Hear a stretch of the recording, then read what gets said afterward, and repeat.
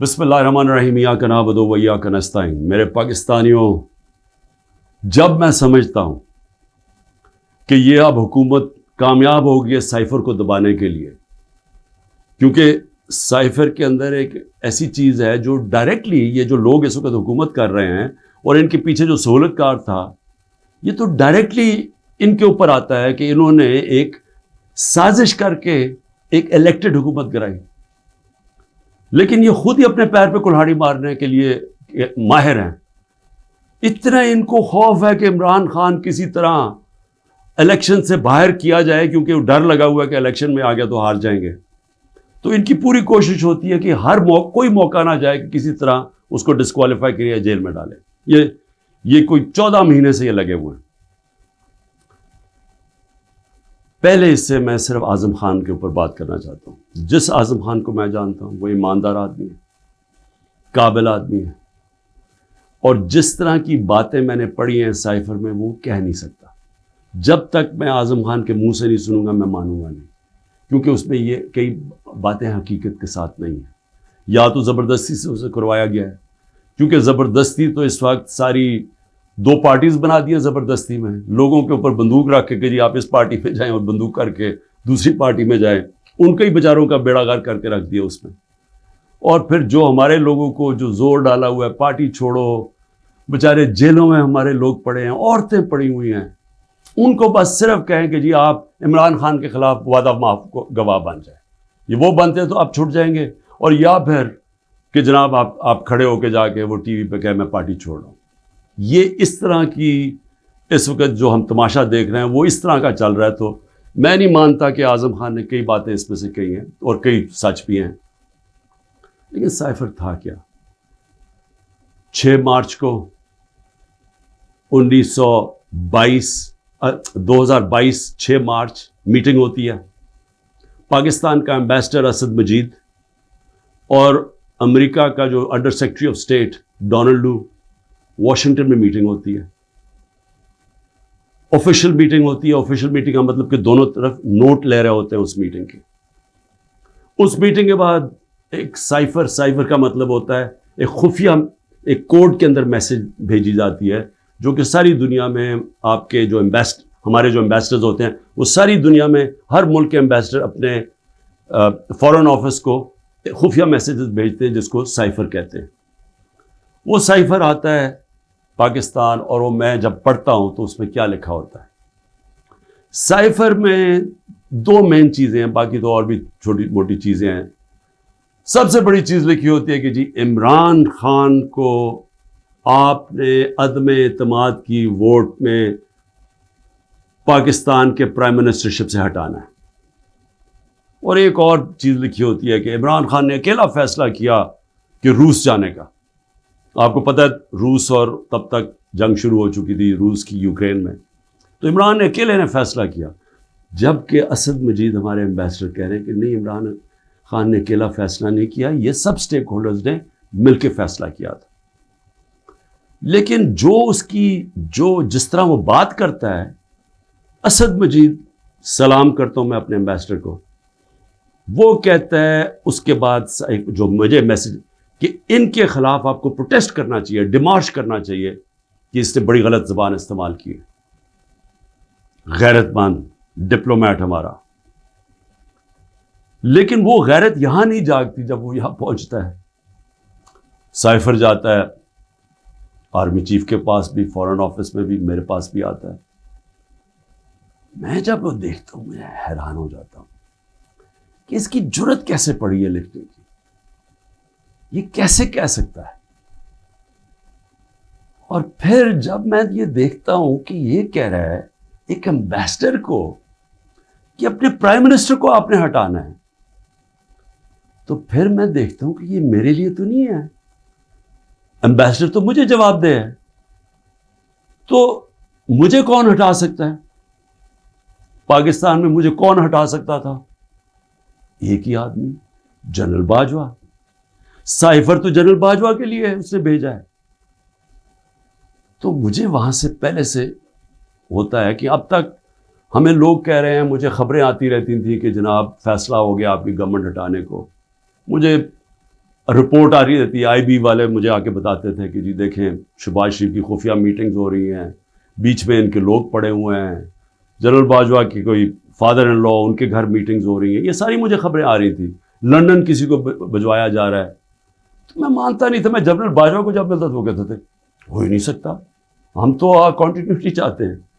اور میں بھی اپنے آپ کو ہوتا ہوں کہ میں مان جاتا تھا. لیکن جب یہ سائفر آیا تو تب مجھے ہوا کہ یہ تو اس کے بغیر ہو ہی نہیں سکتا. پھر سے کہ کون پرائم منسٹر کو ہٹا سکتا ہے سوائے ایک آدمی کے جس کے پاس پاور ہے پاکستان میں. تو پاور ادھر ہی ہے, سپر کنگ ہے, سب پوچھنے والا کوئی نہیں ہے, لیکن پاور ہی پاور ہے. اس کے بعد اگلے دن عدم اعتماد اسمبلی میں ٹیبل ہو جاتی ہے, اور ایک دم ہمارے لوگ ہلنا شروع ہو جاتے ہیں. اور پھر ہمارے اتحادی وہ بھی ایک دم ہمارے سے خوش نہیں ہوتے. لیکن یہ یاد رکھیں کہ یہ ٹائم کون سا تھا. یہ وہ ٹائم تھا جب پاکستان کی اکانومی 17 سال میں سب سے بہتر امپروو کر رہی تھی. اکنامک سروے اٹھا کے دیکھ لیں آپ, سارے اکنامک انڈیکیٹرز دیکھ لیں, ہم بڑے مشکل وقت سے نکلے تھے. بینکرپٹ اکانومی ملی, 2 سال کرونا آ گیا. دنیا نے تعریف کی کہ پاکستان وہ ملک ہے جو ٹاپ 3 ملک ہے جنہوں نے سب سے بہتر کرونا, اتنی بڑی وبا, اتنے بڑے کرائسس سے ڈیل کیا. جبکہ ہندوستان میں تباہی آئی, ایران میں تباہی آئی, ساتھ والے ملک. پاکستان کی تعریف دنیا کرتی تھی. وہ ایک امریکہ کے اندر جو فائنینشیل ایڈوائزر تھا ٹرمپ کا, میرا وہ کہتا ہے کہ اگر پاکستان کا جس طرح کرونا پہ پاکستان نے ڈیل کیا, اگر امریکہ کرتا تو 10 کھرب ڈالر کا امریکہ کو بچتا تھا. تو ادھر سے نکلے, اکانومی گرو کر رہی ہے, انڈسٹری گرو کر رہی ہے. تو ایک دم یہ عدم اعتماد کدھر سے آ گئی. تو جس کو میسج دی تھی اس نے اپنا کام شروع کر دیا, ایجنسیز نے کام شروع کر دیا, ہمارے لوگوں کو میسیجز آنی شروع ہو گئی کہ جناب ISI کے لوگ ایکٹیو ہو گئے. مجھے جب آیا, میں جنرل باجوہ کے پاس گیا, میں نے کہا آپ کا لاہور والا جو آدمی ہے وہ ہمارے MNS کو کہہ رہا ہے کہ ہم نے ہاتھ اٹھا لیا ہے, اب آنے والی گورنمنٹ دوسری ہے, یہ شہباز شریف کی. میں جنرل باجوہ کو وہ اچھا اس نے کہا ہے, میں ابھی اسے فارغ کرتا ہوں. تو یہ ڈرامے ہمارے سے ہوتے رہے, پیچھے سے پورا پلان بنا ہوا تھا. اچھا میں نے پہلے تو میں یہ کہوں کہ مجھے اتنا شرم آئی, مجھے پاکستانی ہوتے ہوئے میں آپ کو سچ بتانا چاہتا ہوں, مجھے شرم آئی کہ اس کی جرت کیسے ہوئی کسی چھوٹے ایک آفیشل کی کہ جو ہمیں اتنی بڑی دھمکی دے دے اور ایمبیسڈر کے ذریعے میسج بھجوائے کہ پرائم منسٹر کو ہٹا دو. لیکن اس کی غلطی نہیں تھی. شرم یہاں نہیں آ رہی تھی. جن لوگوں کی ذمہ داری تھی کہ قوم کی حفاظت کرنا, جس آدمی کی کہ قومی وقار کو بچانا, قومی غیرت, وہ ساتھ ملا ہوا تھا. اس نے ان کے, یعنی یہ سارا پلان ادھر سے شروع ہوا تھا. اور میں صرف اپنی قوم سے یہ کہنا چاہتا ہوں کہ دیکھیں, یہ یاد رکھیں کہ اب ایک چیز سمجھیں, جب اگر میں جنرل باجوہ کی تنقید کر رہا ہوں, اور یہ میں سارا ثابت کر سکتا ہوں کیونکہ مجھے پتہ ہے ساری چیزیں میرے اندر, ایک ایک چیز مجھے یاد ہے ہوا کیا, اس سے پہلے بھی اس کے بعد بھی. میں پاکستان کی فوج کی تنقید نہیں کر رہا, میں ایک آدمی کی کر رہا ہوں جو غلطی کی جس نے. یہ ہم بہت بڑا ظلم کر رہے ہیں اپنے ملک سے کہ ہم جنرل فیصل نصیر, مجھے پہلے سے پتا تھا کہ میرے اوپر, میں 6 ہفتے پہلے سے لگا ہوا تھا کہ مجھے انہوں نے قتل کرنے کی کوشش کر رہی ہے اور دینی انتہا پسند کے نام. میری جلسوں کے اندر تقریریں تھیں. تو جب میرے اوپر اٹیمپٹ ہوتا ہے اور میں FIR لگواتا ہوں, مجھے پتا تھا کہ یہ پیچھے سب سے یہ تھا, ماسٹر مائنڈ تھا. اپنی FIR نہیں کٹوا سکا. جب JIT کے اندر یہ ثابت ہو گیا کہ ایک نے 3 شوٹر تھے, تو جو سارا حکومت کا جو انہوں نے کوشش کر رہے تھے کہنے کی جی دینی انتہا پسند ہے, وہ جب سارا وہ ان کا نیریٹو ہی ختم ہو جاتا ہے, تو انہوں نے JIT کو سیبوٹاج کیا. اور پھر میرے اوپر غداری کا پرچہ کر دیا ہے کہ جنرل فیصل نصیر کو میں نے ڈرٹی ہیری کیوں کہا, سائیکوپیتھ کیوں کہا, میرے اوپر غداری کا پرچہ لگ جاتا. میں پھر سے کہتا ہوں کہ اگر ہم نے یہ کرنا ہے اپنے ملک کے ساتھ کہ کسی ادارے کو اگر میں کسی جج کی بات کروں گا تو میں ساری جوڈیشری کے خلاف ہو گیا، اس کا مطلب کیا؟ میں پولیس کے خلاف کروں گا تو ساری پولیس کو میں نے برا بھلا کہہ دیا. یہ تو ہم اپنے ملک کو تباہ کر رہے ہیں. یہ پلیز میری قوم پلیز آپ یہ سمجھ جائیں ایک بات، اگر معاشرے سے آپ تنقید ختم کرتے ہیں، آپ معاشرے کی قبر کھود دیتے ہیں. کیونکہ اصلاحات ہوتی کیسے ہے؟ انکوائری کیوں ہوتی ہے؟ حمود الرحمان انکوائری، جب ہمارا ملک ٹوٹا، ایسٹ پاکستان ٹوٹا، تو جب وہ انکوائری ہوئی، اگر اس کے اوپر عمل ہوتا کہ یہ ہم نے غلطیاں کی ہیں، اپنی اصلاحات کرتے، تو اس کے بعد پاکستان بڑی غلطیوں سے بچ جاتا. لیکن جرات ہی نہیں تھی فیس کرنے کی تنقید. ہم نے وہ اتنا بڑا ظلم کیا کہ 25 سال کے بعد وہ کدھر نکلی؟ حمود الرحمان ہندوستان کے اندر. اب جب یہ ہوا، میں کہتا گیا، میں نے ساروں کو کہا کہ اتنا بڑا ظلم ہو رہا ہے تو اس کے اوپر انکوائری ہو. میں نے چیف جسٹس صاحب کو میں نے وہ سائفر بھیجا کہ جی اس کے اوپر انکوائری کروائیں. نیشنل سیکیورٹی کاؤنسل کے سامنے رکھا. نیشنل سیکیورٹی کاؤنسل کے سامنے 30 مارچ کو میں نے رکھا کہ جی یہ ہے، سارے آرمی چیفز بیٹھے ہوئے تھے، سروس چیفز بیٹھے ہوئے تھے، سب کے سامنے رکھا کہ یہ اس نے لکھا ہے اور آپ کا ایمبیسڈر کہہ رہا ہے کہ ان کو پروٹیسٹ کرو کہ یہ کسی کی جرات نہیں ہونی چاہیے اس طرح کا، کسی بھی ایک ملک کو، آزاد ملک کو اس طرح کا زبان استعمال کرنی. انہوں نے کہا جی ہاں مداخلت تو ہوئی ہے، تنقید کی، امریکہ کو پروٹیسٹ بھی کیا نیشنل سیکیورٹی کاؤنسل نے 30 مارچ کو. میں نے پارلیمنٹ میں لے کے گیا کہ ان کیمرہ میٹنگ کروائی. میں نے کہا ان کے سامنے رکھو. اپوزیشن کو لیڈر ہی نہیں آیا اس میٹنگ پہ. شہباز شریف، آصف زرداری انہوں نے بائیکاٹ کر دی. کیوں کی؟ کیونکہ ملے ہوئے تھے ساتھ، یہ اس کا حصہ تھے، یہ سازش کا حصہ تھے. کیونکہ کیا یہ پاکستان کے پرائم منسٹر کے خلاف ایک آدمی کہہ رہا ہے کہ اس کو ہٹاؤ، تو کیا یہ عمران خان چھوڑیں کسی بھی ملک کو اجازت دیتا ہے ایسے؟ کیا ایران کے اندر کسی کی جرت ہے کہ ان کے ایمبیسڈر کو کہے کہ جا کے اپنے پریزیڈنٹ کو ہٹا دے؟ یا ہندوستان میں کسی کی جرت ہے کہ کہے کہ یہ ایمبیسڈر کہے کہ جی نریندر مودی کو ہٹا دے؟ قومی غیرت ہوتی ہے، قومیں غیرت کے اوپر کھڑی ہوتی ہیں، قوم غیرت سٹینڈ لیتی ہیں، مشکل وقت گزارتی ہیں اور مضبوط ہو جاتی ہیں. دنیا ان کی عزت کرتا ہے، دنیا اس قوم کی عزت کرتا ہے جو اپنی عزت کرتی ہے. جب ایک عام آفیشل اس طرح کا سٹیٹمنٹ دے اور میں اس کے اوپر کچھ ہو ہی نہ، یعنی نیشنل سیکیورٹی کاؤنسل میں حیران ہو گیا کہ صرف جی ہم ڈیمارش کرتے ہیں. آپ انکوائری کرنی چاہیے تھی، پوچھنا چاہیے تھا، لکھنا چاہیے تھا کہ اس نے کیوں یہ کہا. اور انکوائری جب ہونی تھی تو ایک آدمی نے سامنے آ جانا تھا، جنرل باجوہ نے. مسلسل یہ جناب ان کی میٹنگز ہوتی تھیں، ان کی وہ چارج افیئر سے ملتے تھے. کیا ایسا کو نہیں پتا تھا کہ پچھلے 3 مہینے کے اندر ہمارے پارلیمنٹیرینز، ہمارے پی ٹی آئی کے بیک بینچرز اور یہ اپوزیشن لیڈر سے بار بار امریکن ایمبیسی میں جا رہے تھے. ارشد شریف نے پورا پروگرام کیا، بتایا کہ کون سے دن کون سے لوگ گئے. راجہ ریاض کا بتایا گیا. کیا راجہ ریاض وہاں فورن پالیسی ڈسکس کرنے گیا تھا؟ جو سب سے پہلے بھاگے وہ امریکن ایمبیسی جا رہے تھے. کیا ان کو نہیں پتا تھا؟ اس کے حصہ تھے. سازش ہو رہی تھی کسی طرح عمران خان کو راستے سے ہٹایا جائے، تب پلان بنا. اور مجھے اتنے افسوس سے کہنا پڑتا ہے کہ کسی کو جو بھی لوگ یہ دیکھ رہے تھے کہ میں سوچا کہ کیا ان کو کوئی ان کو نہیں ہے کہ پاکستان ایک بڑی خواب کا نام تھا. پاکستان کا مطلب کیا؟ لا الہ الا اللہ.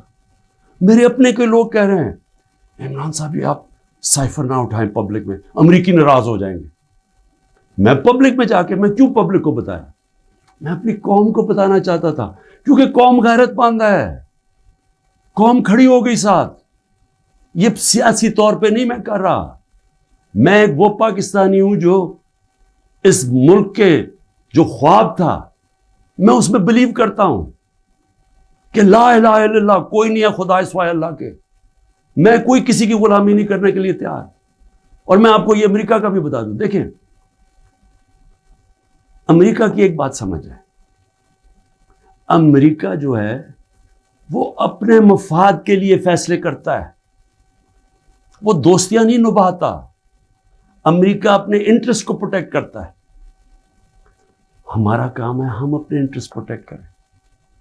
جب وار آن ٹیرر میں نے مخالفت کی کہ ہمیں امریکہ کی جنگ میں نہیں شامل ہونا چاہیے، اٹھا لے میری سٹیٹمنٹس، میں ہر بار کہتا رہا کہ یہ ہماری جنگ نہیں ہے۔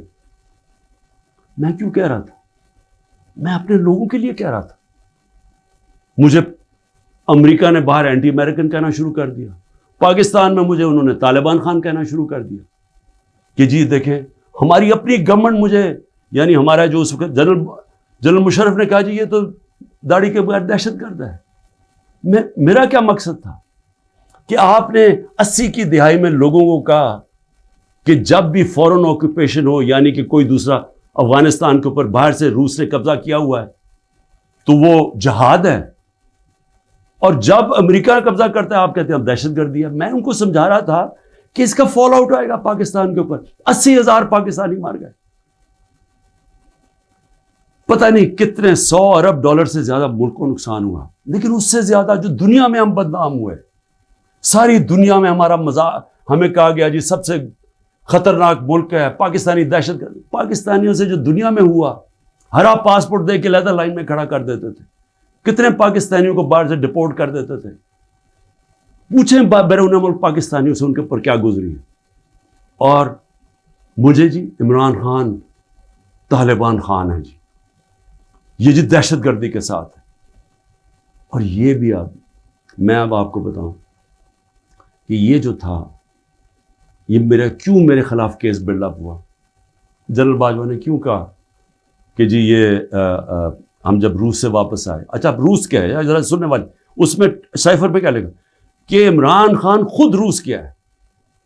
میں عمران خان نے خود روس کیوں جانا تھا؟ فورن آفس نے مجھے کہا، بیٹھ کے مشاورت ہوئی، ہم نے سارے پاکستان کے ایکس فورن سیکرٹریز کو بلایا، سب نے کہا کہ آپ کا رشیا جانا بہت ضروری ہے، ہمیں اپنے تعلقات ٹھیک کرنے چاہیے۔ پھر ہمیں 20 لاکھ ٹن گندم چاہیے تھی ان سے، وہ ہم بات کرنا چاہتے تھے، کنسیشن میں تھے۔ اس کے بعد جب ٹینشن ہوئی یوکرین سے تو تیل کی قیمتیں آسمانوں پہ چلی گئیں، کموڈیٹی سپر سائیکل آ گیا۔ انہوں نے کہا کہ آپ وہاں جا کے تو ان سے نیگوشیٹ کریں سستا تیل۔ تو سارا اسٹیک ہولڈرز کے ساتھ کہ جتنے بھی تھے انہوں نے پورا پلان کیا، ہم ٹرپ پہ جانے لگے۔ شام کو ٹینشن بڑھ گئی روس کی اور یوکرین کی۔ میں نے جانے سے پہلے جنرل باجوہ سے پوچھا کہ کیا مجھے جانا چاہیے یا نہیں۔ انہوں نے کہا ہم سب بیٹھے ہوئے ہیں، ہمارے خیال میں آپ کو جانا چاہیے۔ تو سب سے پوچھ کے میں روس گیا، میں اپنی ذات کے لیے تو نہیں گیا۔ تو واپس آیا تو جناب جنرل باجوہ نے اس کے 2 دن بعد کہ جی مذمت کرو کہ جو روس چلا گیا وہاں۔ فورن آفس بھی بیٹھا، ہمارے مین لیڈرز بیٹھے ہیں، ہم نے کہا کہ ہندوستان تو مذمت نہیں کر رہا، وہ تو ان کا اسٹریٹجک ایلائی ہے، وہ تو نہیں کر رہا، ہم کیوں کریں؟ اور ہم ان سے ڈیل کر کے آ گئے تھے سستا تیل پہ اور سستی گندم پہ۔ اس کے بعد جا کے ایک نیشنل سیکیورٹی کا سیمینار ہو رہا ہے، جنرل باجوہ بیٹھ کے کہتا ہے جی عمران خان ہم روس کی سخت مذمت کرتے ہیں، گورنمنٹ کی پالیسی کے خلاف جا کے اسٹیٹمنٹ دے دیتا ہے۔ اس کے بعد حسین حقانی کی ٹویٹ آتی ہے، وہ کہتا ہے جنرل باجوہ پرو امریکہ ہے اور عمران خان اینٹی امریکہ ہے۔ بعد میں ہمیں پتہ چلتا ہے کہ ہم نے $30,000 دے کے حسین حقانی کو جنرل باجوہ نے ہائر کیا ہوا تھا ہماری گورنمنٹ کے دوران۔ وہ بعد میں جب ان کا فیرا، ان کا ایک ادارہ ہوتا ہے جو آپ کو رجسٹر کرنا پڑتا ہے لابیز کو، اس میں پتہ چلتا ہے بعد میں ہمیں۔ تو میرا اپنا ہی آرمی چیف میرے خلاف لابی کر رہا تھا، ان کو بتا رہا تھا میں کتنا برا ہوں۔ میں صرف آج یہ کہنا چاہتا ہوں کہ دیکھیں میرے پاکستانیوں، جو جدھر آج ہم کھڑے ہیں، ہمیں پہلے فیصلہ کرنا چاہیے کہ کیا ہم نے بیکاریوں کی طرح، ایک چونٹیوں کی طرح باقی زندگی گزارنی ہے پاکستانی ہوتے ہوئے؟ جس طرح ہم جا رہے ہیں تو کوئی مستقبل نہیں ہے۔ کیا ہم نے خوددار قوم کی طرح لا الہ الا اللہ جس کا نعرہ تھا، یہ خوددار قوم لا الہ الا اللہ غیرت دیتی ہے انسان کو، ایک چھوٹے سے انسان کو بڑا انسان بنا دیتی ہے. ہم ایک دنیا کے عظیم لیڈر محمد مصطفیٰ صلی اللہ علیہ وسلم، جنہوں نے جب مسلمان کمزور بھی تھے تو انہوں نے 2 سپر پاورز کے سربراہ کو خط لکھا کہ میں اللہ کا پیغام لے کے آیا ہوں، اس پہ چلو گے تو تمہاری بہتری ہے. خوددار، اللہ سے صرف ڈرنے والے لوگ. ہمیں یہ کیا بنا دیا انہوں نے کہ جی اپنا ہی ملک کا آرمی چیف ان کو لکھ رہا ہے کہ جی دیکھیں عمران خان یہ اینٹی امریکن ہے.